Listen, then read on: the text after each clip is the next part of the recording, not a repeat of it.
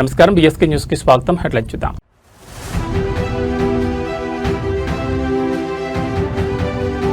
AP విద్యాశాఖలో సరికొత్త చరిత్ర. 10th రిజల్ట్స్ లో ప్రభుత్వ పాఠశాల రికార్డు స్థాయి విన్యాసం.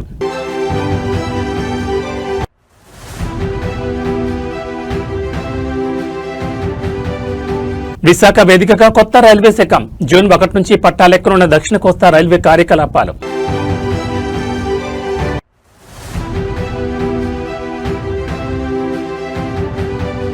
హన్మకొండలో ఫ్లెక్సీల వార్. మున్సిపల్ కార్యాలయం ముట్టడికి దిగిన బీఆర్ఎస్ శ్రేణులు.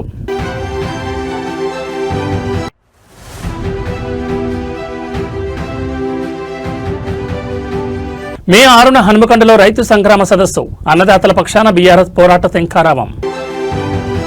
ఇక డీటెయిల్స్ చూస్తే ఆంధ్రప్రదేశ్ విద్యాశాఖలో సరికొత్త చరిత్ర లిఖించబడింది. ఒకప్పుడు ప్రభుత్వ పాఠశాలలంటే కేవలం మధ్యాహ్న భోజనం కోసమే అనే అపవాదం ఉండేది. కానీ నేడు ఆ పాఠశాలలే కార్పొరేట్ సంస్థలకు సవాల్ విసురుతూ 10వ తరగతి ఫలితాల్లో ప్రబోధన సృష్టించాయి. విద్యాశాఖ మంత్రి నారా లోకేష్ బాధ్యతలు చేపట్టిన అనతికాలంలోనే తీసుకొచ్చిన పెను మార్పులు ఇప్పుడు దేశవ్యాప్తంగా చర్చనీయాంశంగా మారాయి. పేద విద్యార్థుల తలరాతను మార్చిన ఆ మార్పులు నేడు వెలువడిన అద్భుత ఫలితాల వివరాలు చూస్తే ఆంధ్రప్రదేశ్ 10th రిజల్ట్స్ చూసి యావత్ రాష్ట్రం ఆశ్చర్యపోతోంది. చిన్నప్పటి నుంచి ఎన్నడూ చూడని విధంగా ప్రభుత్వ పాఠశాలల విద్యార్థులు రికార్డు స్థాయి మార్కులతో మెరిశారు. విద్యాశాఖ మంత్రిగా లోకేష్ బాధ్యతలు చేపట్టగానే ముందుగా పాఠశాలలో ఖాళీగా ఉన్న ఉపాధ్యాయ పోస్టులపై దృష్టి సారించారు. నిరంతర పర్యవేక్షణ మరియు ఉపాధ్యాయుల నియామకంతో బోధనా వ్యవస్థను గాడిలో పెట్టారు. ప్రైవేట్ స్కూళ్లకు వెళ్లలేని నిరుపేద విద్యార్థులకు కూడా అత్యున్నత ప్రమాణాలతో కూడిన విద్యను అందించాలనే లక్ష్యంతో మౌలిక సదుపాయాలను మెరుగుపరిచారు. ప్రభుత్వ బడుల్లో చదివే పిల్లల మేధస్సును బయటకు తీసేలా ప్రత్యేక ప్రణాళికలు అమలు చేశారు. లోకేష్ దార్శనికత, కఠిన శ్రమకు నేటి ఫలితాల నిదర్శనం. గతంలో ఎన్నడూ లేని విధంగా ప్రభుత్వ పాఠశాలల ఉత్తీర్ణత శాతం గణనీయంగా పెరగడమే కాకుండా స్టేట్ ర్యాంకుల జాబితాలోనూ ప్రభుత్వ విద్యార్థులు పోటీ పడడం విశేషం. ప్రభుత్వ పాఠశాలలో ఇలాంటి ఫలితాలు వస్తాయని ఎప్పుడు అనుకోలేదంటూ తల్లిదండ్రులు, విద్యావేత్తలు తమ సంతోషాన్ని వ్యక్తం చేస్తున్నారు. విద్యాశాఖలో వచ్చిన ఈ పెనుమార్పులు రాష్ట్ర భవిష్యత్తును మార్చేస్తాయని భావిస్తున్నారు. విద్యపై పెట్టే పెట్టుబడి రేపటి తరాల భవిష్యత్తుకు బాటలు వేస్తుందని నారా లోకేష్ నిరూపించారు. ప్రభుత్వ బడుల వైపు జనం క్యూ కట్టే రోజులు మళ్లీ వచ్చాయని ఈ ఫలితాలు నిరూపిస్తున్నాయి. ఈ రోజు నారా లోకేష్ గారు విద్యాశాఖ మంత్రిగా కూడా బాధ్యతలు తీసుకున్నప్పుడు చాలా సంతోషం అనిపించింది. ఆయన బడుల మీద తీసుకున్న శ్రద్ధ విద్యా వ్యవస్థలోనే ఒక పని మార్పు రావాలని చెప్పి పాఠశాలలో ఉన్న టీచర్లందరికీ హై గ్రేడ్ టీచర్ ఉద్యోగాలు ఇచ్చి అలాంటి టీచర్ల ద్వారా మంచి చదువులు నేర్పించి ఇవాళ కార్పొరేట్ స్థాయి ప్రైవేట్ బడులకి ధీటుగా గవర్నమెంట్ బడుల్లో పేద విద్యార్థులు బాగా చదువుకునే 595, 596, 597 హైయెస్ట్ మార్కులు సాధించిన ఘనత నారా లోకేష్. విద్యాశాఖ గవర్నమెంట్ బడుల్లో బాగా వచ్చిందని చెప్పి సంతోషంగా ఉంది. అసలు మీరు అనుకున్నారు అసలు ప్రైవేట్ స్కూల్ కి ధీటుగా గవర్నమెంట్ స్కూల్ ఇన్ని మార్కులు వస్తాయి పిల్లలకి అది ఇదని ఎక్స్పెక్ట్ చేశారు? నేనైతే ఎప్పుడు అనుకోలేదండి. ఆధిపత్యంలో ఎప్పుడు ప్రైవేట్ స్కూల్లో ఉండేవి. అలాంటిది ఈ రోజున నారా లోకేష్ గారు విద్యాశాఖగా ఉండి ఆయన తీసుకున్న చొరవ, ఆయన స్కూల్ మీద చూపించిన చొరవ, మంచి ఎడ్యుకేషన్ ఇవ్వాలి, కార్పొరేట్ స్థాయిలో పిల్లలు బాగా చదువుకోవాలని చెప్పి వాళ్ళకి మంచి చదివించి ఇవాళ మంచి గ్రేడ్ లో ఉన్నారండి. బాగా పేద మనుషులు కూడా బడుల్లో వేయాలంటే వాళ్ళకి నాణ్యతమైన చదువు ఉండదని, వాళ్ళు సరిగా చదువు చెప్పరని ఒక అపోహతో వాళ్ళు అప్పులు చేసి మెడలో మంగళసూత్రాలు కూడా తాకాట్లు పెట్టి ప్రైవేట్ స్కూళ్ళలో వేసే వాళ్ళని చూసాము. అలాంటిది ఇవాళ నమ్మకంగా లోకేష్ గారు తీసుకున్న బాధ్యతలను తీసుకొని ప్రభుత్వ పాఠశాల ఈ ప్రైవేట్ పాఠశాల అని చెప్పి ఆశ్చర్యంగా ఉంది. ఇవాళ చూసి కొత్తగా హంగులు గాని, వాళ్ళు భోజనం మధ్యాహ్నం భోజనం అయితే గాని, వాటర్ స్పెషాలిటీ ఏంటి, టాయిలెట్ స్పెషాలిటీ ఏంటి, అన్ని రకాలుగా వసతులు, హంగులు, కార్పొరేట్ స్థాయి హంగులన్నీ ప్రభుత్వ పాఠశాలలో ఉన్నాయి. నారా లోకేష్ గారు విప్లవాత్మకమైన నిర్ణయాలు తీసుకోవడం వల్లనే ఇది సాధ్యపడిందని నేను నమ్ముతున్నాను. ఉత్తరాంధ్ర వాసులు ఎప్పుడెప్పుడా ఎదురుచూస్తున్న దక్షిణ కోస్తా రైల్వే జోన్ కార్యరూపం దాల్చింది. ఈ ఏడాది జూన్ 1వ తేదీ నుంచి విశాఖపట్నం కేంద్రంగా ఈ జోన్ కార్యకలాపాలు అధికారికంగా ప్రారంభం కానున్నాయని కేంద్రం గెజిట్ నోటిఫికేషన్ విడుదల చేసింది. నూతనంగా ఏర్పాటవుతున్న ఈ దక్షిణ కోస్తా రైల్వే జోన్ పరిధిలోకి విజయవాడ, గుంటూరు, గుంతకల్ డివిజన్లు రానున్నాయి. దక్షిణ మధ్య రైల్వే, తూర్పు కోస్తా రైల్వేలోని కొన్ని ముఖ్యమైన సెక్షన్లను విడదీసి ఈ జోన్ ఏర్పాటు చేశారు. గతంలో రాయగఢ్ డివిజన్లో ఉన్న పలు రైల్వే లైన్లను ఇప్పుడు విశాఖ డివిజన్లో విలీనం చేశారు. జూన్ 1 నుంచి కార్యకలాపాలు ప్రారంభించేందుకు రైల్వే యంత్రాంగం యుద్ధ ప్రాతిపదికన ఏర్పాట్లు చేస్తోంది. నగరంలోని ఆరిలోవలో జోనల్ కార్యాలయం కోసం శాశ్వత భవన నిర్మాణం చేపట్టనుండగా ప్రస్తుతానికి విఎంఆర్టీఏ డెక్లోని 2 అంతస్తుల్లో జీఎం తాత్కాలిక కార్యాలయాన్ని సిద్ధం చేశారు.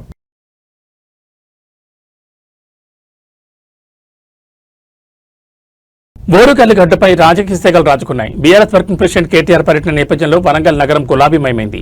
అయితే అధికార కాంగ్రెస్ ప్రభుత్వం బీఆర్ఎస్ ఫ్లెక్సీల తోరణాలను తొలగించడం ఇప్పుడు తీవ్ర ఉద్రిక్తతకు దారితీసింది. గులాబీ జెండా కనిపిస్తేనే రేవంత్ రెడ్డి సర్కార్ వణుకుతోందంటూ బీఆర్ఎస్ శ్రేణులు మున్సిపల్ కార్యాలయాన్ని ముట్టడించాయి. వరంగల్లో నిర్వహించి తలపెట్టిన బీఆర్ఎస్ రైతు సంగ్రామ సదస్సు రాజకీయంగా పెనుదుమారం రేపుతోంది. కేటీఆర్ పర్యటనను పురస్కరించుకుని బీఆర్ఎస్ నాయకులు నగరమంతటా భారీగా గులాబీ తోరణాలు, జెండాలను ఏర్పాటు చేశారు. అయితే మున్సిపల్ అధికారులు వాటిని తొలగించడంతో బీఆర్ఎస్ నేతలు అగ్గి మీద గుగ్గిలమవుతున్నారు. ప్రభుత్వ తీరును నిరసిస్తూ గ్రేటర్ వరంగల్ మున్సిపల్ కార్యాలయం ఎదుట బీఆర్ఎస్ శ్రేణులు భారీ ధర్నాకు దిగాయి. రేవంత్ సర్కార్కు వ్యతిరేకంగా నినాదాలు చేస్తూ మున్సిపల్ కార్యాలయం ఎదుట బైఠాయించాయి. రేవంత్ రెడ్డి ఎన్ని అడ్డంకులు సృష్టించినా, ఎన్ని జెండాలు పీకించినా వరంగల్ గడ్డపై కేసీఆర్ సైన్యం వెనక్కి తగ్గదని నాయకులు స్పష్టం చేశారు. రైతులు గోసను వినకుండా కేవలం రాజకీయ కక్ష సాధింపులకే ప్రభుత్వం పరిమితమైందని వారు విమర్శించారు. ఎన్ని ఆంక్షలు విధించినా రైతు సంగ్రామ సదస్సును దిగ్విజయం చేస్తామని, రైతుల పక్షాన తెలంగాణ ప్రజల ఆకాంక్షల కోసం బీఆర్ఎస్ పోరాటం ఆపే ప్రసక్తే లేదని నేతలు ధీమా వ్యక్తం చేశారు. నిరసనలతో వరంగల్ మున్సిపల్ కార్యాలయం వద్ద భారీగా పోలీసులు మోహరించారు. ప్రభుత్వ తీరుపై బీఆర్ఎస్ శ్రేణులు చేస్తున్న ఈ పోరాటం బోరుగల్లు రాజకీయాల్లో వేడిని పెంచింది. మరి కేటీఆర్ పర్యటనకు ముందు ఈ వివాదం ఇంకెన్ని మలుపులు తిరుగుతుందో చూడాలి.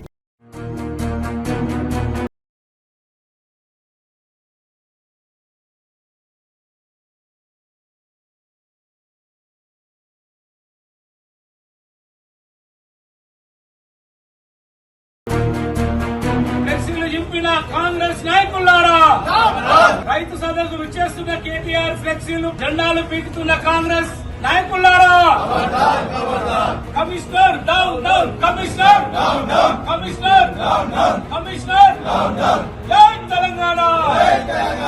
ఈ నెల 6వ తారీఖున రైతు సంగ్రామ సదస్సుకు విచ్చేస్తున్నటువంటి గౌరవనీయులు శ్రీ తారక రామారావు గారు వరంగల్ పెద్ద ఎత్తున రైతు సభకు వస్తున్న సందర్భంగా మా యొక్క ఫ్లెక్సీలు, బ్యానర్లు, జెండాలు కావలసుకొని అధికార దౌర్జన్యంతో అనుగుణంగా ఉన్న అధికారులు ఈ రోజున మా బ్యానర్లు, మా ఇవన్నీ డిజిటల్ తోటి తీసుకొచ్చి దౌర్జన్యంగా వారు ఇస్తున్నారు. వారికి బాధ్యత వహించవలసింది నగర మేయర్ గుండు సుధారాణి గారు, అలాగే పశ్చిమ ఎమ్మెల్యే రాజేందర్ రెడ్డి గారు. ఇది కావలసుకొని మా యొక్క కేటీఆర్ వస్తుంటే స్వాగత తోరణాలు తొలగించడం యొక్క సిగ్గుచేటు. మీరు మీకున్న ఇట్లాంటి లుచ్చా పనులు చేయకూడదని చెప్పి మా బీఆర్ఎస్ పార్టీ తరఫున మేము కోరుతున్నాము. దీనికి తగిన మూల్యం మీకు అతి త్వరలో మా రాబోయే గవర్నమెంట్ మాదే. మీరు ఎలాగో ఇట్లాంటి బ్యానర్లు, ఇది తోరణాలు చింపడం ఇది సరైనది కాదు. రైతుల కోసం మా కేసీఆర్ గారు మీరు ఇచ్చిన అక్కడ అటువంటి ఇది డిక్లరేషన్ దాని విషయంలో మాట్లాడడానికి వస్తుంటే ఇది కావలసుకొని ఒక కాంగ్రెస్ కు కాంగ్రెస్ తొత్తులుగా వ్యవహరిస్తున్నటువంటి ఈ కాంగ్రెస్ కు అధికారులు మీరు వెంటనే ఇలాంటి చింపొద్దని చెప్పి నేను కోరుకుంటూ జై తెలంగాణ, జై కేసీఆర్. తెలంగాణ అన్నదాతల సమస్యలపై పోరాటమే లక్ష్యంగా బీఆర్ఎస్ పార్టీ సిద్దమవుతోంది. మే 6వ తేదీన హనుమకొండలో నిర్వహించనున్న భారీ రైతు సంగ్రామ సదస్సుకు రంగం సిద్దమైంది. ఈ నేపథ్యంలో సదస్సు విజయవంతం కోసం చేపట్టిన ఏర్పాట్లపై పార్టీ ముఖ్య నాయకులు మీడియా సమావేశం నిర్వహించారు. ప్రభుత్వ వైఫల్యాన్ని ఎండగట్టడమే ఈ సదస్సు ప్రధాన ఉద్దేశమని వారు స్పష్టం చేశారు. హనుమకొండ వేదికగా జరగనున్న రైతు సంగ్రామ సదస్సు ఏర్పాట్లను బీఆర్ఎస్ నాయకులు క్షేత్రస్థాయిలో పర్యవేక్షిస్తున్నారు. మే 6న జరగనున్న ఈ సభకు ఉమ్మడి వరంగల్ జిల్లా నుంచే కాకుండా రాష్ట్ర వ్యాప్తంగా రైతులు తరలిరానున్నారని నాయకులు తెలిపారు. సదస్సు కోసం భారీ ఏర్పాట్లు పూర్తి చేసినట్లు వెల్లడించారు. రైతు రుణమాఫీ, పంట పెట్టుబడి సాయం మరియు మద్దతు ధర విషయంలో కాంగ్రెస్ ప్రభుత్వం అవలంబిస్తున్న తీరును ఈ సదస్సు ద్వారా ఎండగట్టనున్నట్లు నాయకులు పేర్కొన్నారు. బీఆర్ఎస్ వర్కింగ్ ప్రెసిడెంట్ కేటీఆర్ ఈ సదస్సుకు ముఖ్య అతిథిగా హాజరై రైతులకు పార్టీ అందించబోయే భరోసాపై దిశానిర్దేశం చేయనున్నారు. ప్రభుత్వ ఆంక్షలను లెక్క చేయకుండా రైతు పక్షాన్ని నిలబడేందుకు ప్రతి కార్యకర్త సదస్సుకు తరలిరావాలని నేతలు పిలుపునిచ్చారు. మీడియా సమావేశంలో మున్సిపల్ తోరణాల తొలగింపు వంటి ఘటనలను కూడా వారు తీవ్రంగా ఖండించారు. రైతు సంగ్రామ సదస్సుతో హనుమకొండ రాజకీయం వేడెక్కింది. బీఆర్ఎస్ తలపెట్టిన ఈ భారీ బహిరంగ సభ ఏ మేరకు విజయవంతం అవుతుందో వేచి చూడాలి. మరొక్కసారి రైతు పోరాటానికి, రైతు వారు పండించినటువంటి పంటకు గిట్టుబాటు ధరతో పాటు అన్ని రకాలుగా మరి కాంగ్రెస్ ఇచ్చినటువంటి రైతు డిక్లరేషన్ హామీలన్నీ కూడా నెరవేర్చాలని చెప్పి ఒత్తిడి చేసే కార్యక్రమం ఈ సదస్సు. మనందరికి కూడా తెలుసు, తెలంగాణ రాష్ట్రంలో వ్యవసాయం ఒక పండుగలాగా చేశారు. కానీ 2.5 సంవత్సరాల నుంచి ఒక దండుగా రకరకాలుగా కేవలం రైతులనే కాదు అన్ని వర్గాలను వేధిస్తున్నటువంటి సందర్భాలు, సంఘటనలు చూస్తున్నాం. ప్రజాపాలన అన్నారు, ప్రతీకార పాలన జరుగుతుంది. మరి ఈరోజు రైతు సంగ్రామ సదస్సు మేము నిర్వహిస్తే ఈరోజు అక్కడ పోటీగా రైతు మేళాల పేరిట 3 రోజుల పాటు నిర్వహిస్తున్నారు. అది ఒక బ్యాండ్ మేళా లాగా ఉంది. హృదయపూర్వక నమస్కారం. తెలంగాణ రాష్ట్రం సాకారం కాకముందు తెలంగాణలో ఉన్న రైతుల గోస, రైతుల పరిస్థితి మనందరికీ తెలిసిన విషయమే. రైతుల ఆత్మహత్యలు, రైతుల ఇబ్బందులు, రైతుల కడగండ్లు తెలంగాణ ఉద్యమానికి పునాదిగా నడిచిన నేపథ్యం నుంచి మన కార్యక్రమాలు ఆరంభమైనాయి. తెలంగాణ రాష్ట్రం సాకారమైన తర్వాత గౌరవ కేసీఆర్ గారు రైతు సమస్యల పరిష్కారానికి ఒక కీలకమైన ప్రాధాన్యత ఇచ్చి ఎన్ని విషయాలు పక్కకున్నా రైతును సుభిక్షంగా ఉంటే తప్ప ఈ రాష్ట్రం సుభిక్షంగా ఉండదు అనే సంకల్పం కొద్దీ ఎక్కడో 64 లక్షల టన్నుల ధాన్యం ఉత్పత్తి ఉన్న తెలంగాణని 3 కోట్ల టన్నుల ధాన్యం ఉత్పత్తి వరకు తీసుకుపోయిన నేపథ్యం మీకు అందరికీ తెలిసిన విషయమే. అలనాడు ఆంధ్రనే అన్నపూర్ణగా అంటే దాన్ని వెనక్కి నెట్టేసి తెలంగాణని అన్నపూర్ణగా మార్చిన ఘనత. నేను ప్రెస్ మీడియా మిత్రులందరూ కూడా రిక్వెస్ట్ చేస్తున్నాం, ఈ రైతు సమస్యలు, రైతుల బాధలు, రైతుల కష్టాలు మీరు ప్రభుత్వం దృష్టికి తీసుకుపోయేందుకు కూడా మీరు సహకరించాలి. గోస, నేను 40 ఏళ్ళ రాజకీయాలలో ఉన్నా, ఇంత గోసపడ్డ రైతులు నేను ఎప్పుడు కూడా చూడలే.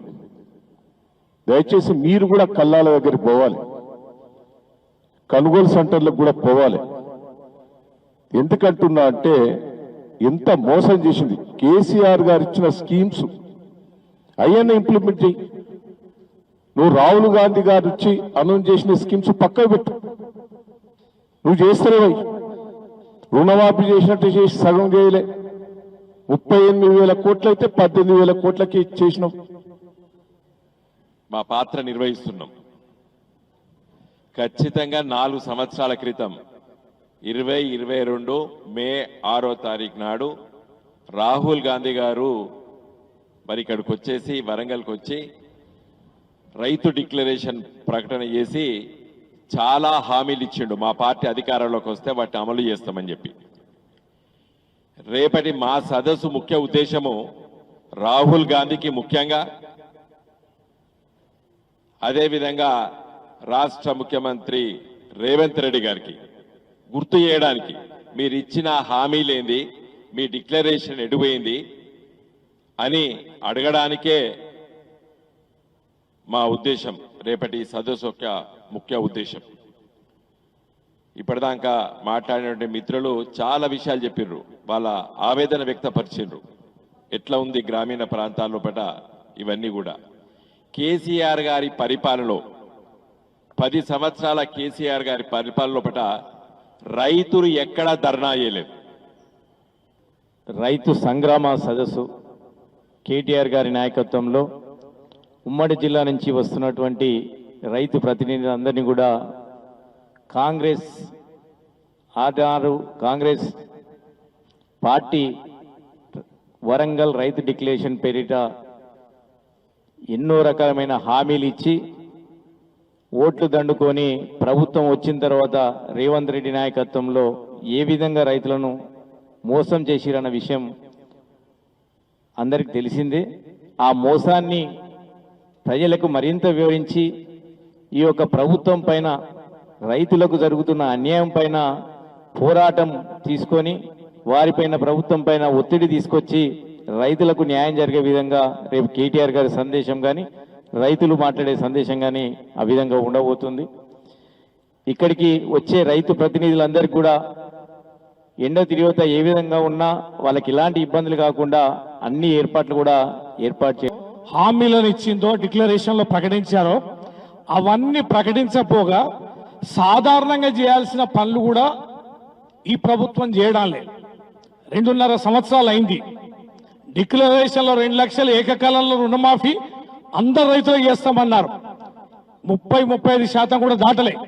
మిగతా రైతులకి అన్ని రకాల కొరివిలేశారు. ఉన్న రైతు బీమా కూడా వదిలేశారు. రైతు బీమా చేయడం లేదు. పండిన ప్రతి గింజకి మేము బోనస్ వేస్తామన్నారు. ఇవాళ కేవలం సన్నోట్లకే, అది కూడా ఎప్పుడు పడుతుందో తెలియదు.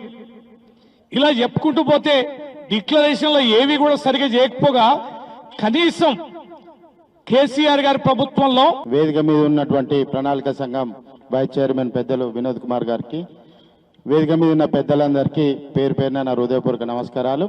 ముఖ్యంగా రైతుల రుణమాఫీ విషయంలో కానీ, కూలీలకు మద్దతు తెలిపే 15,000 రూపాయల విషయంలో కానీ, రైతు పెట్టుబడి కానీ, రైతు బీమా కానీ ఎక్కడ కూడా ఇప్పుడున్నటువంటి ప్రభుత్వం మాట నిలబెట్టుకోలేదు. కాబట్టి రేపు ప్రధానంగా ఈ సభకు ప్రధానమైనటువంటి కారణం మాట నిలబెట్టుకోని కాంగ్రెస్ ప్రభుత్వం మీద మేము ప్రజా గొంతుకగా రేపు కేటీఆర్ గారు రాబోతున్నారు అనేది ప్రధాన అంశం. ఇది కాకుండా మాకున్నటువంటి సమాచారం, ఈరోజు రాత్రి పోలీసు వాళ్ళంతా చరిత్రలో నిలిచే విధంగా ముందు పెట్టడానికి కృషి చేస్తున్నటువంటి అందరికీ కూడా నా వంతు ధన్యవాదాలతో పాటు నమస్కారాలు తెలియజేస్తాను. ఇక్కడ ఒకటి గుర్తుంచుకోవాల్సిన అవసరం ఉంది. దేశం, తెలంగాణ రాష్ట్రం, వ్యవసాయం, రాష్ట్రం, దేశం. వ్యవసాయాన్ని పూర్తిగా అర్థం చేసుకున్న రాజకీయ పార్టీలు కానీ, రాజకీయ నాయకులు కానీ ఎవరున్నారో గుర్తించాల్సిన అవసరం ఉందని ఖచ్చితంగా చెప్పాల్సిన బాధ్యత ఉంది. ఇక్కడ స్వాతంత్రం వచ్చినాడు వ్యవసాయం మీద 79-80% మంది ఆధారపడ్డారు. అది కొద్దిగా తగ్గుతూ ఇప్పుడు 46-49% మంది వ్యవసాయం మీద ఆధారపడ్డారు. వ్యవసాయం మీద ఇంతమంది ఆధారపడితే దేశం యొక్క అభివృద్ధి కానీ, సమాజం యొక్క అభివృద్ధి కానీ, ప్రజల యొక్క తమిళనాడు రాజకీయాల్లో టీవీకే పార్టీ సృష్టించిన ప్రభంజనంపై దేశవ్యాప్తంగా చర్చ జరుగుతోంది. దళపతి విజయ్ సాధించిన ఈ విజయంపై ప్రజాశాంతి పార్టీ అధినేత కేఏ పాల్ ఆసక్తికర వ్యాఖ్యలు చేశారు. విజయ్ విజయాన్ని సామాన్యుడి గెలుపుగా వర్ణించిన పాల్ తమిళనాడు వచ్చిన ఈ మార్పు దేశవ్యాప్తంగా రావాలని ఆకాంక్షించారు. తమిళగ వెట్రి కళగం పార్టీ సాధించిన భారీ విజయంపై కేఏ పాల్ స్పందిస్తూ విజయ్కు ప్రత్యేక అభినందనలు తెలిపారు. తమిళనాడులో క్రైస్తవ మైనార్టీలు మరియు యువత మార్పును కోరుకుంటున్నారని, అందుకే విజయ్కు బ్రహ్మరథం పట్టారని పాల్ పేర్కొన్నారు. ముఖ్యంగా తమిళ యువత విజయ్ నాయకత్వాన్ని బలంగా నమ్మిందని ఆయన విశ్లేషించారు. అవినీతి నాయకులను రాజకీయాల నుంచి తరిమికొట్టే సమయం ఆసన్నమైందని పాల్ వ్యాఖ్యానించారు. విజయ్ వంటి కొత్త తరం నాయకులు అధికారంలోకి రావడం ద్వారానే స్వచ్ఛమైన పాలన సాధ్యమవుతుందని ఆయన అభిప్రాయపడ్డారు. కేవలం తమిళనాడుకే పరిమితం కాకుండా దేశవ్యాప్తంగా ఇలాంటి రాజకీయ మార్పు రావాలని కోరుకుంటున్నట్లు పాల్ తెలిపారు. కాబోయే ముఖ్యమంత్రిగా విజయ్ తమిళ ప్రజల ఆకాంక్షలను నెరవేరుస్తారని ఆశాభావం వ్యక్తం చేశారు. తమిళనాట విజయ్ గెలుపును తనదైన శైలిలో స్వాగతించిన కేఏ పాల్ రాబోయే రోజుల్లో తాను కూడా ఇలాంటి మార్పు కోసమే పోరాడతానని సంకేతాలు ఇచ్చారు. ఏదేమైనా పాల్ చేసిన వ్యాఖ్యలు ఇప్పుడు సోషల్ మీడియాలో వైరల్ అవుతున్నాయి. I want to congratulate actor Vijay Joseph of Tamil Nadu, who won 106 out of 234 MLA seats and becoming the next chief minister. Yes, there are key reasons why. Number one, he has an incredible following, but every poll, every pundit predicted he would only win 1 to 5 seats at all.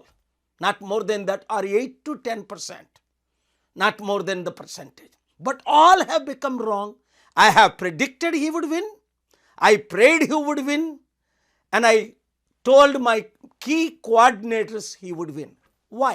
Number one, I met with Chief Minister Stalin 3 years ago. Told him how my plan is to do Global Peace Summit to bring billions of dollars and create lakhs of jobs. During my 90-minute meeting, he welcomed. And I told him, our Telugu chief ministers are not giving permission.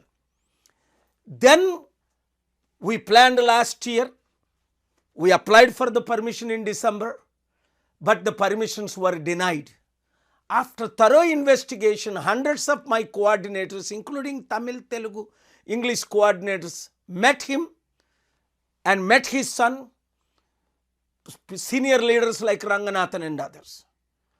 Shockingly, 1 week before I found out that Paul Dinakaran, who is related to his son Udayanidhi Dinakaran, Deputy CM, refused to give any permission to us.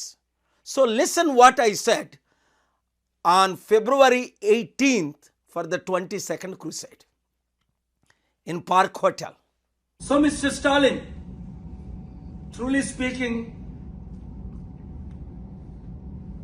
I am here to support secularism, democracy, the nation of India. Now you listened.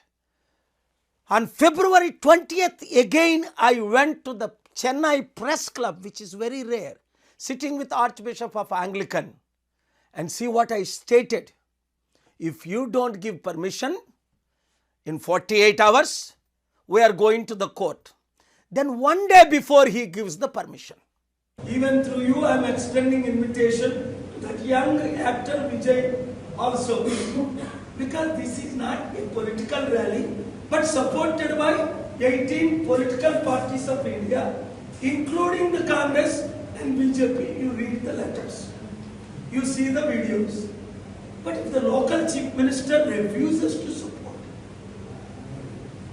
give us the reason why. You should have told me 30 days ago. What could we do?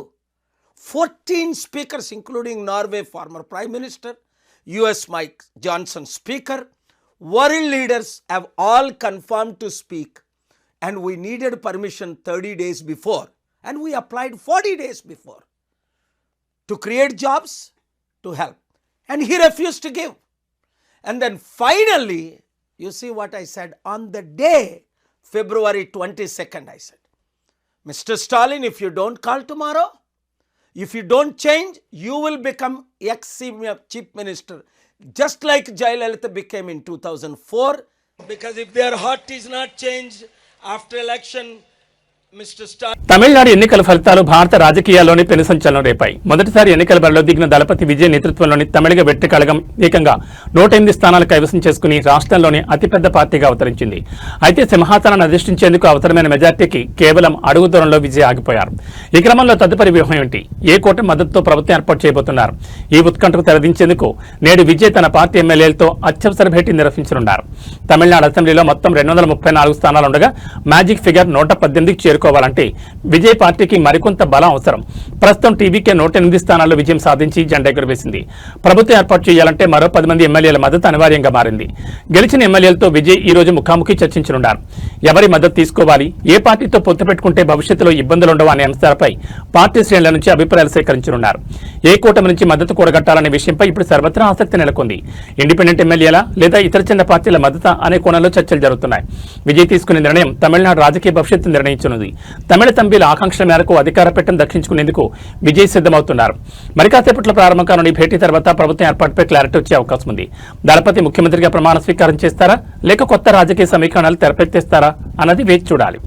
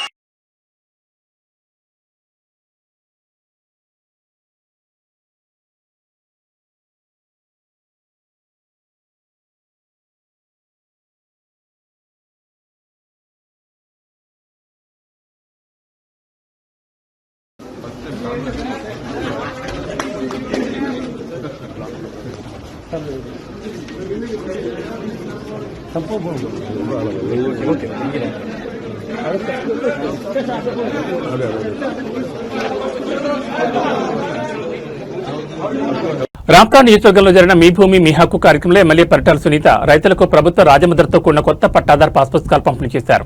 ఈ సందర్భంగా మాట్లాడుతూ గత ప్రభుత్వంలో రైతుల భూముల విషయంలో జరిగిన ఇబ్బందులను ప్రస్తావిస్తూ సొంత భూమి పత్రాలపై జగన్ మోహన్ రెడ్డి తన ఫోటో వేయించుకోవడంపై మండిపడ్డారు. చెన్నై, కొత్తపల్లి, వెల్దురి, బ్రాహ్మణపల్లి పంచాయతీలకు చెందిన దాదాపు 11,482 మంది రైతులకు ప్రభుత్వం అధికారిక ముద్రతో కూడిన పాస్ పుస్తకాలను అందించారు. అదేవిధంగా మహిళా సాధికారతకు పెద్దపీట వేస్తూ ఇన్ఫిన్స్ చారిటబుల్ ఫౌండేషన్ సహకారంతో 500 మంది మహిళలకు 50% సబ్సిడీపై కుట్టు మిషన్లను అందజేశారు. నియోజకవర్గంలో మొత్తం 8,000 మంది మహిళలకు ఈ పథకాన్ని వర్తింపజేస్తున్నామని, విద్యార్థులకు సైకిల్ ఇచ్చేందుకు కూడా సంస్థ ముందుకొచ్చిందని వెల్లడించారు. వీటితో పాటు ఐకేపీ యానిమేటర్లకు సెల్ ఫోన్లు, 5 లబ్ధిదారులకు 2.90 లక్షల విలువైన సీఎంఆర్ఎఫ్ చెక్కులను ఆమె పంపిణీ చేశారు. ఈ కార్యక్రమంలో స్థానిక అధికారులు, పెద్ద సంఖ్యలో కూటమి నేతలు పాల్గొన్నారు.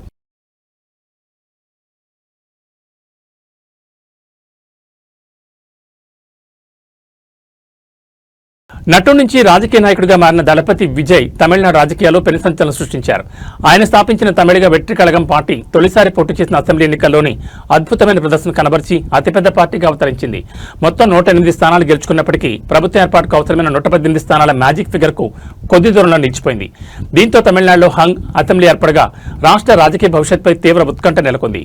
ఈ రాజకీయ అనిశ్చితి నడుమ ప్రభుత్వ ఏర్పాటుకు విజయ్ చురుగ్గా పావులు కదుపుతున్నారు. అతిపెద్ద పార్టీగా అవతరించిన తమను ప్రభుత్వ ఏర్పాటుకు ఆహ్వానించాలని కోరుతూ ఆయన రాష్ట్ర గవర్నర్ రాజేంద్ర ఆర్లేకర్ కు లేఖ రాశారు. రాజ్భవన్ కు ఇమెయిల్ ద్వారా ఈ లేఖను పంపినట్లు సమాచారం. అసెంబ్లీలో 2 వారాల్లోగా తమ బలాన్ని నిరూపించుకుంటామని విజయ్ ఆ లేఖలో స్పష్టం చేసినట్టు తెలుస్తోంది. ఈ పరిణామం రాష్ట్ర రాజకీయాలను మరింత వేడెక్కించింది. తాజా ఎన్నికల ఫలితాల్లో అధికార డీఎంకే 59 స్థానాలతో 2వ స్థానానికి, ఏఐఏడీఎంకే 47 స్థానాలతో 3వ స్థానానికి పరిమితమయ్యాయి. ఈ నేపథ్యంలో కొత్త రాజకీయ సమీకరణాలు తెరపైకొస్తున్నాయి. డీఎంకేను అధికారానికి దూరం పెట్టేందుకు ఏఐఏడీఎంకే విజయ్కి మద్దతిస్తుందా, లేక కాంగ్రెస్ 5 ఇతర ప్రాంతీయ పార్టీలు స్వతంత్రతో కలిసి విజయ్ సర్కార్ ఏర్పాటు చేస్తారా అనే దానిపై ఊహాగానాలు మొదలయ్యాయి. ఇప్పటికే కాంగ్రెస్ నేతలు విజయ్తో టచ్లో ఉన్నారని, రాహుల్ గాంధీ సైతం ఆయనతో ఫోన్లో మాట్లాడినట్లు వార్తలు వస్తున్నాయి. దశాబ్దాలుగా తమిళనాడు రాజకీయాలను శాసించిన డీఎంకే, ఏఐఏడీఎంకేల ద్విముఖ పోరుకు విజయ్ పార్టీ అనూహ్యంగా తెరదించింది. గవర్నర్ నిర్ణయం, పొత్తుల చర్చల తర్వాతే తమిళనాడు రాజకీయ భవిష్యత్పై స్పష్టత రానుంది.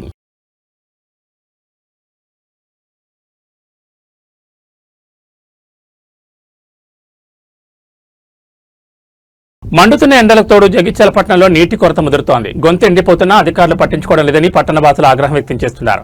సామాన్యుల పరిస్థితి అలా ఉంటే ఏకంగా మాజీ మంత్రి నివాసానికే ట్యాంకర్ల ద్వారా నీటిని సరఫరా చేయాల్సిన దుస్థితి నెలకొంది. నీటి చుక్క కోసం జనం పడుతున్న పాటలు ఇప్పుడు జగిత్యాలలో హాట్ టాపిక్ గా మారాయి. జగిత్యాల మున్సిపాలిటీ పరిధిలో మంచినీటి సరఫరా వ్యవస్థ పూర్తిగా అస్తవ్యస్తమైంది. పట్టణంలోని పలు వార్డుల్లో నల్లాలు రాక ప్రజలు తీవ్ర ఇబ్బందులు పడుతున్నారు. దాహార్తిని తీర్చుకోవడానికి నిత్యావసరాలకు కనీసం నీరు లేకపోవడంతో ప్రైవేట్ ట్యాంకర్లను ఆశ్రయిస్తున్నారు. భారీ మూల్యం చెల్లించి నీటిని కొనుగోలు చేయాల్సి వస్తుందని సామాన్యులు ఆవేదన వ్యక్తం చేస్తున్నారు. జగిత్యాల పట్టణంలోని మాజీ మంత్రి జీవన్ రెడ్డి నివాసంలోనూ నీటి కొరత తీవ్రంగా ఉన్నట్టు తెలుస్తోంది. ఈ రోజు ఆయన నివాసానికి మున్సిపల్ ట్యాంకర్ ద్వారా నీటిని సరఫరా చేస్తున్న దృశ్యాలు పట్టణంలోని నీటి ఎద్దడికి అద్దం పడుతున్నాయి. ఒక ప్రముఖుడి ఇంటి పరిస్థితి ఇలా ఉంటే ఇక సామాన్య బస్తీల పరిస్థితి ఎంత దారుణంగా ఉంటుందో అర్థం చేసుకోవచ్చు. వేసవి ప్రణాళికలు సిద్ధం చేశామని చెప్తున్న అధికారులు క్షేత్రస్థాయిలో నీటి సరఫరాను మెరుగుపరచడంలో విఫలమయ్యారని విమర్శలు వెలువెత్తున్నాయి. పైపులైన్ల మరమ్మతులు, పంపింగ్ సమస్యల వలని ఈ పరిస్థితి తలెత్తిందని స్థానికులు మండిపడుతున్నారు. జగిత్యాల పట్టణ ప్రజల దాహార్తిని తీర్చడంలో మున్సిపల్ యంత్రాంగం తక్షణమే స్పందించాలని, వార్డుల వారీగా ట్యాంకర్ల సంఖ్యను పెంచి మంచినీటిని సరఫరా చేయాలని ప్రజలు డిమాండ్ చేస్తున్నారు. లేని పక్షంలో ఖాళీ బిందెలతో మున్సిపల్ కార్యాలయాన్ని ముట్టడిస్తామని హెచ్చరిస్తున్నారు.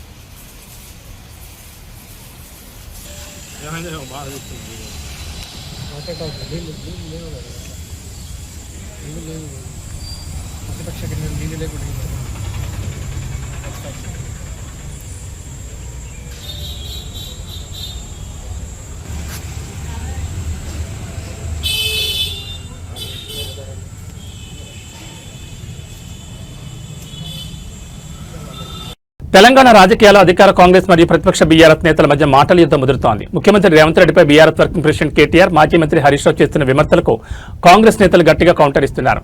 ఈ క్రమంలో ప్రభుత్వ విప్ అడ్లూరు లక్ష్మణ్ కుమార్ బీఆర్ఎస్ అగ్రనేతలపై తీవ్రస్థాయిలో విరుచుపడ్డారు. నిజమైన పాపాల భైరవులు వాళ్లే అంటూ ఆయన చేసిన వ్యాఖ్యలు ఇప్పుడు రాజకీయ వర్గాల్లో చర్చనీయాంశంగా మారాయి. ప్రభుత్వ విప్ అడ్లూరు లక్ష్మణ్ కుమార్ మీడియాతో మాట్లాడుతూ కేటీఆర్, హరీష్ రావుల తీరుపై నిప్పులు చెరిగారు. కేటీఆర్, హరీష్ రావు నోటుకొచ్చినట్లు మాట్లాడుతున్నారని, అధికారంలో లేమన్న ఫ్రస్ట్రేషన్లో ఏవేవో వ్యాఖ్యలు చేస్తున్నారని అడ్లూరు మండిపడ్డారు. తెలంగాణను 10 ఏళ్ల పాటు దోచుకున్న అసలైన పాపాల భైరవులు బీఆర్ఎస్ నేతలేనని ఆయన ధ్వజమెత్తారు. మేమే రాజులం, మేమే మంత్రులం అన్నట్లుగా వారి వ్యవహార శైలి ఉందని విమర్శించారు. ప్రజాబలంతో ముఖ్యమంత్రి రేవంత్ రెడ్డిపై బీఆర్ఎస్ నేతలు చేస్తున్న అనుచిత వ్యాఖ్యలు దారుణమని, ఇది ప్రజాస్వామ్యాన్ని అవమానించడమేనని ఆయన పేర్కొన్నారు. ముఖ్యమంత్రిపై వ్యక్తిగత విమర్శలు చేయడం మానుకోవాలని, లేని పక్షంలో ప్రజలే బుద్ధి చెప్తారని హెచ్చరించారు. ఖబర్దార్, ఎక్కడైనా పద్ధతి మార్చుకోనంటూ బీఆర్ఎస్ నేతలకు అడ్లూరు స్ట్రాంగ్ వార్నింగ్ ఇచ్చారు. బీఆర్ఎస్ హయాంలో జరిగిన అవినీతిపై విచారణ జరుగుతుండటంతోనే ఆ పార్టీ నేతలు భయపడుతున్నారని అడ్లూరు లక్ష్మణ్ ఎద్దేవా చేశారు. రాష్ట్ర అభివృద్ధికి అడ్డంకులు సృష్టించడం మానుకోవాలని ఆయన హితవు పలికారు. ప్రధాన ప్రతిపక్ష నాయకుడు 2014 నుంచి 18, 18, 23 వరకు, డిసెంబర్ వరకు మేమే రాజులం, మేమే మంత్రులం అని బీఆర్ఎస్ పార్టీలో వర్కింగ్ ప్రెసిడెంట్ గా, మాజీ మంత్రిగా కేటీఆర్ వచ్చి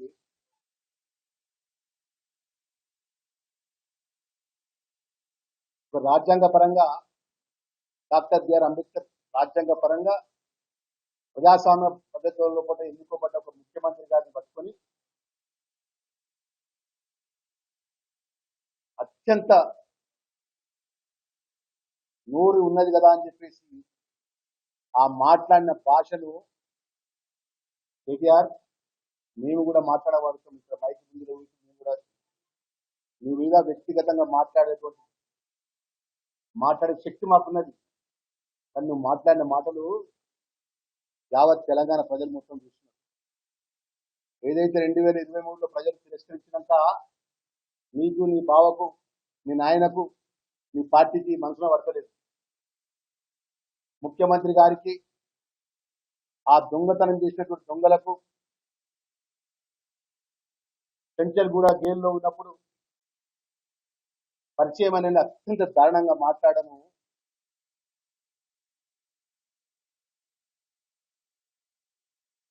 తీవ్రంగా అది ఖండిస్తూ, నువ్వు అనుకుంటున్నావు నీ హయాంలో నువ్వు మాట్లాడుతున్నావు కదా, వేరే రాష్ట్రం నుంచి అంతర్జాతీయ దొంగలు వచ్చి ప్రొఫెషనల్ పరంగా జరిగినటువంటి సంఘటనకు చివరికి రాజ్యాంగ పరంగా ఏదైతే ఎన్నుకోబడ్డ ముఖ్యమంత్రిపై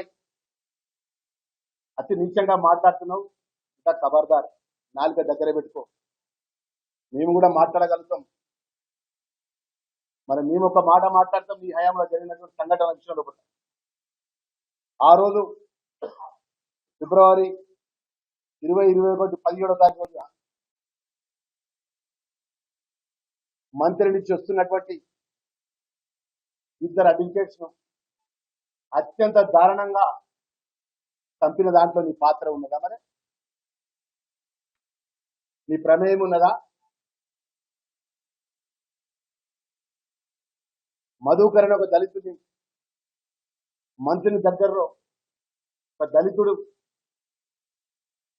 అగ్రవర్ణ అమ్మాయిను మ్యారేజ్ చేసుకుంటే అత్యంత దారుణంగా చెప్పినట్టు సందర్భంలో ఒకటి. అన్నదాతకు అగదాట్లు తప్పడం లేదు. ఆరుగాలం కష్టపడి పండించిన పంటను అమ్ముకుందామంటే కొనుగోలు కేంద్రాల్లో చుక్కెదురవుతోంది. కొనుగోలు కేంద్రాలు తెరిచి నెల రోజులు గడుస్తున్నా నేటికి కాంటాలు కాకపోవడంతో మహబూబాబాద్ జిల్లా నెల్లికుదురులో రైతులు రోడ్డెక్కారు. మళ్లీ వర్షాలు వస్తే తమ పరిస్థితి ఏంటని ప్రశ్నిస్తూ ప్రధాన రహదారిపై బైఠాయించారు. మహబూబాబాద్ జిల్లా నెల్లికుదురు మండల కేంద్రంలో మొక్కజొన్న రైతుల నిరసన ఉవ్వెత్తునెగిసింది. తమ గోడు పట్టించుకోవడం లేదని ఆగ్రహిస్తూ రైతులు ఆందోళన దిగారు. నెల్లికుదురు మండల కేంద్రంలోని మహబూబాబాద్ తొర్రూరు ప్రధాన రహదారిపై రైతులు బైఠాయించారు. దీంతో కిలోమీటర్ల మేర వాహనాలు నిలిచిపోయి ప్రయాణికులు తీవ్ర ఇబ్బందులు పడ్డారు. కొనుగోలు కేంద్రాలు ప్రారంభించి నెల రోజులవుతున్నా అధికారుల పర్యవేక్షణ లేక కొనుగోలు నత్తనడకలు సాగుతున్నాయని రైతులు ఆవేదన వ్యక్తం చేస్తున్నారు. ఇప్పటికే కాంటాలు వేసినా సరుకును తరలించడంలో జాప్యం చేస్తున్నారని మండిపడుతున్నారు. ఆకాశం మేఘావృతమే ఉండడంతో మళ్లీ వర్షాలు కురిస్తే కళ్లాల్లో ఉన్న మొక్కజొన్న తడిసి ముద్దవుతుందని, తాము కోలుకోలేని విధంగా నష్టపోతామని రైతులు కన్నీరు పెడుతున్నారు. తక్షణమే కొనుగోలు పూర్తి చేసి తమను ఆదుకోవాలని డిమాండ్ చేస్తున్నారు. ధర్నా సమాచారం అందుకున్న పోలీసులు వెంటనే సంఘటనా స్థలానికి చేరుకున్నారు. రైతులకు సర్ది చెప్పి ట్రాఫిక్ ను క్రమబద్ధీకరించే ప్రయత్నం చేస్తున్నారు. సంబంధిత అధికారులతో మాట్లాడి సమస్యను పరిష్కరిస్తామని హామీ ఇచ్చారు. ధర్నా చేసినప్పుడు అంతకుముందే 3 రోజులు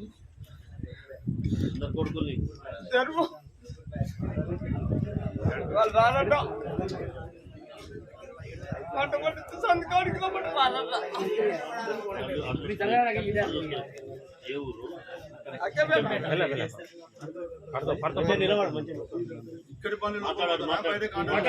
బయట వస్తానని ఆనే పెట్టినప్పుడు 2వ తారీఖు 5వ నెల ఇచ్చిండు. కాంట అయినవి 18వ తారీఖు, మే నెల 18 లక్షలు కాంట అయినాయి. 5వ తారీఖు 2వ తారీఖు ఇప్పుడు నిన్న సీరియల్ నెంబర్ నిన్న సీరియల్ నెంబర్ 2వ తారీఖు 5వ నెల ఉన్నాయి. రోజు వస్తాను పోతాను సార్. పోతా అంటే మొత్తం జొన్నలు బండ్లు పోతాంటే వస్తాంటే ఏదైతే సింగరాపురం పడ్డ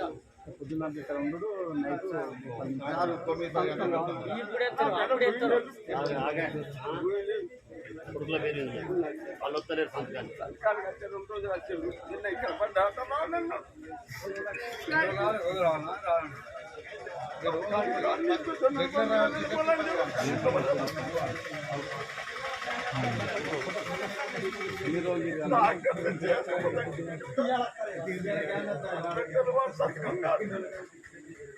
సంతకం పెడతారు.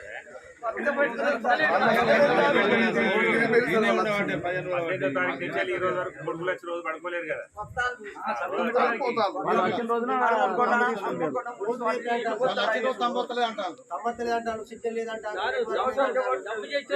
వాళ్ళ తరఫున దమ్ము చెప్తారు. నేను వచ్చారకు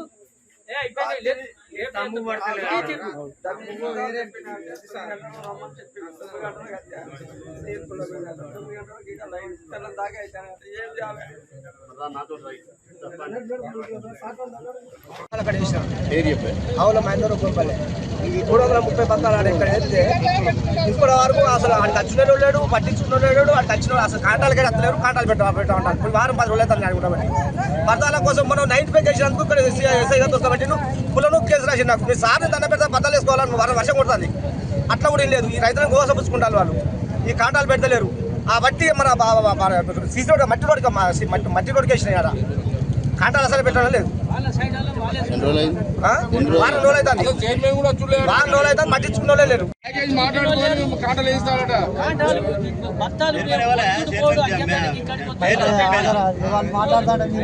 రోజు సద్దులు కట్టుకుని వచ్చుడు ఇంత బుక్కడి దీనుడు నీ మంచిలు దొరకాయి ఏం దొరకాయి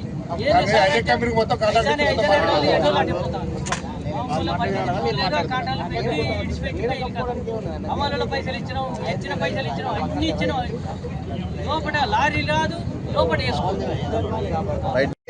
150 పత్రాలు తెచ్చినాడు పెట్టిన కాంట అవును లేదు. అది కాంట చేసుడు లేదు. ఏంటంటే రేపు ఎల్లుండి అంటాను. అది చేసుడు లేదు. ఏం లేదు. అలాగేది పత్రాలు అవ్వటం లేదు. కాంటాలు అయినాయి బాబాయ్ సుద్దలు అవ్వటం లేదు. ఇక బయటికి అంటే బయటికి చెప్తాను. ఇక అలా కాల్ చెప్తాను. ఖర్చుతో వచ్చింది. దిగుబడి తెచ్చిన కానీ కాంట పెట్టలే. ఇంకా ఎన్ని క్వింటాలు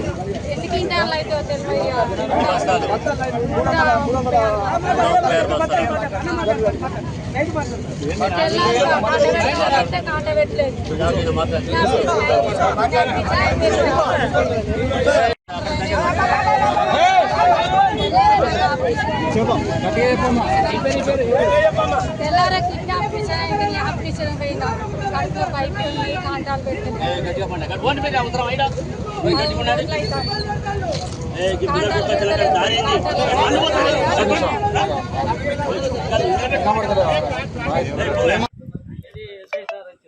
చైర్మన్ పిలిపించాడు.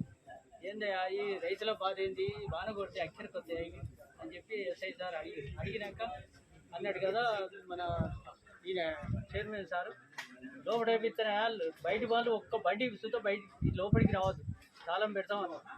ఆయన చెప్పి ఇప్పుడు 10 రోజులు అవుతారు, 8 రోజులు అవుతారు. మళ్ళా నిన్న ఇక్కడ ఆయన ఇవ్వలేం మనకు తెలియదు. చైర్మన్ వచ్చినాక నిన్న సుత మా అక్కంపేటలో ఆడోళ్ళు 5-6 వచ్చారు. వేరే పనులు తెచ్చి పెడతాను. మరి బత్తాలని నెట్టుకోవాలి. మేము 10 రోజుల కానీ తిరుగుతాను, 15 రోజులు అవుతుందని వాళ్ళు కొద్దిగా లొల్లి చేసిండే 5-6 ఆడోళ్ళు బత్తాలు తీసి చేసినా కానీ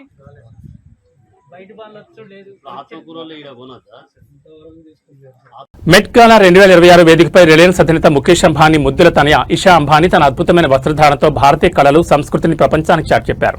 ప్రముఖ డిజైనర్ గౌరవ్ గుప్తా రూపొందించిన ప్రత్యేకమైన చీరకట్లో ఆమె మెరిసిపోయారు. ఈ చీరపై చేత్తో చిత్రించిన పిచ్వాయ్ కళాఖండాలందరినీ ఆకట్టుకున్నాయి. రిలయన్స్ రీటైల్ సంస్థ స్వదేశ్ కు కళాకారులు స్వచ్ఛమైన బంగారు తీగలతో నేసిన అంచు ప్రత్యేక ఆకర్షణగా నిలిచింది. ముఖ్యంగా ఆమె ధరించిన బ్లౌజ్ 1800 క్యారెట్ల వజ్రాలు, ఎమరాల్డ్స్, పోల్కి నగలతో మెరిసిపోవడమే కాకుండా అందులో నిజాం నవాబుల నాటి అరుదైన సర్పేచ్ ఆభరణాన్ని చేర్చడం ఒక చారిత్రాత్మక స్పర్శనిచ్చింది. ఈ ఆభరణాలన్నీ తన తల్లి నీతా అంబానీ కలెక్షన్లోనివని ఇషా పేర్కొన్నారు. వీటితో పాటు సుబోధ్ గుప్తా రూపొందించిన క్రోచెట్ బ్యాగ్లో మామిడి పండును పట్టుకోవడం ప్రత్యేక ఆకర్షణగా నిలిచింది. సౌరవ్ గుప్తా పేపర్ ఇత్తడితో రూపొందించిన గజ్రాను తలలో అలంకరించుకోవడం ద్వారా ఆమె భారతీయ మూలాలను అద్భుతంగా ప్రతిబింబించారు. అంతకుముందు జరిగిన ఫ్రీ మెట్ గాలా పార్టీలో కూడా భారత్లోని 26 రకాల విభిన్న ప్రాంతీయ హస్తకళల బోర్డర్లతో రూపొందించిన డ్రెస్సును ధరించి ఆమె అందరినీ ఆశ్చర్యపరిచారు. గత 3 ఏళ్లుగా రాహుల్ మిశ్రా, అనామిక ఖన్నా వంటి భారతీయ డిజైనర్ల దుస్తులను ధరిస్తూ ఇషా అంబానీ అంతర్జాతీయ వేదికపై భారతీయ ఫ్యాషన్ కు బలమైన ప్రాతినిధ్యం వహిస్తున్నారు.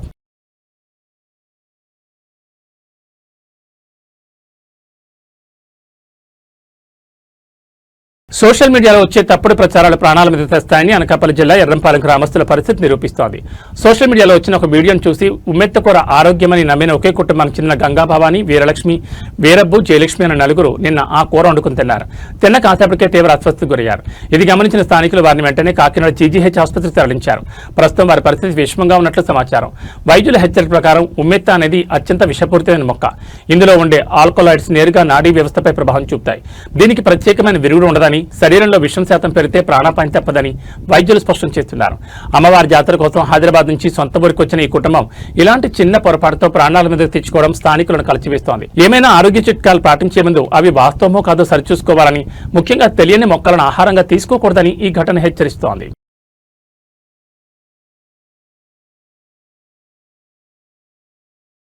మెగా ఫ్యాన్స్ కు డబుల్ ధమాకా. గ్లోబల్ స్టార్ రామ్ చరణ్ వరుస సినిమాలతో బాక్సాఫీస్ వద్ద రికార్డుల వేటకు సిద్ధమవుతున్నారు. ఒకవైపు పెద్ద సినిమా విడుదలకు సిద్ధమవుతుండగా మరోవైపు క్రియేటివ్ డైరెక్టర్ సుకుమార్ దర్శకత్వంలో రాబోతున్న భారీ ప్రాజెక్ట్ RC-17 పై ఇప్పుడు బిగ్ అప్డేట్ వచ్చేసింది. రంగస్థలం వంటి ఇండస్ట్రీ హిట్ తర్వాత వీళ్ళిద్దరి కలయికలో రానున్న ఈ సినిమా ఎప్పుడు మొదలవుతుందో తెలుసుకుందాం. రామ్ చరణ్ ఇప్పటికే పెద్ద సినిమా షూటింగ్ పూర్తి చేసి జూన్ 4న విడుదలకు సిద్ధంగా ఉన్నారు. ఈ క్రమంలో ఆయన తదుపరి చిత్రం RC-17 పై మైత్రి మూవీ మేకర్స్ నిర్మాత చెర్రీ కీలక విషయాలు వెల్లడించారు. ఎంతో కాలంగా ఎదురుచూస్తున్న ఈ ప్రతిష్టాత్మక ప్రాజెక్టును జూలైలో పట్టాలెక్కించేందుకు చిత్ర యూనిట్ సన్నాహాలు చేస్తోంది. మైత్రి మూవీ మేకర్స్ సంస్థ ఈ చిత్రాన్ని అత్యంత భారీ బడ్జెట్తో నిర్మిస్తోంది. సుకుమార్ ఇప్పటికే ఈ సినిమా స్క్రిప్ట్ పనులను పూర్తి చేసి తుది మెరుగులు దిద్దే పనిలో నిమగ్నమై ఉన్నారు. ఈసారి కూడా తనదైన శైలిలో మరో శక్తివంతమైన మాస్ యాక్షన్ కథను ఆయన సిద్ధం చేసినట్లు సమాచారం. రంగస్థలం చిత్రంలో చిట్టిబాబుగా రామ్ చరణ్ కొత్త కోణంలో చూపించిన సుకుమార్ ఇప్పుడు RC-17లో చరణ్ ను ఇంకెంత పవర్ఫుల్ గా చూపిస్తారోనని ప్రేక్షకులు ఆసక్తిగా ఎదురుచూస్తున్నారు. ఈ ప్రాజెక్టుకు సంబంధించి మరిన్ని వివరాలు త్వరలోనే అధికారికంగా వెల్లడి కానున్నాయి. ముఖ్యంగా ఈ సినిమాకు దేవిశ్రీ ప్రసాద్ సంగీతం అందిస్తారా లేదా అనేది మెగా అభిమానుల్లో చర్చనీయాంశంగా మారింది. మొత్తానికి జూన్ నెలలో పెద్దితో థియేటర్లో సందడి చేయనున్న చరణ్ జూలై నుండి సుకుమార్ సినిమాతో బిజీ కానున్నారు.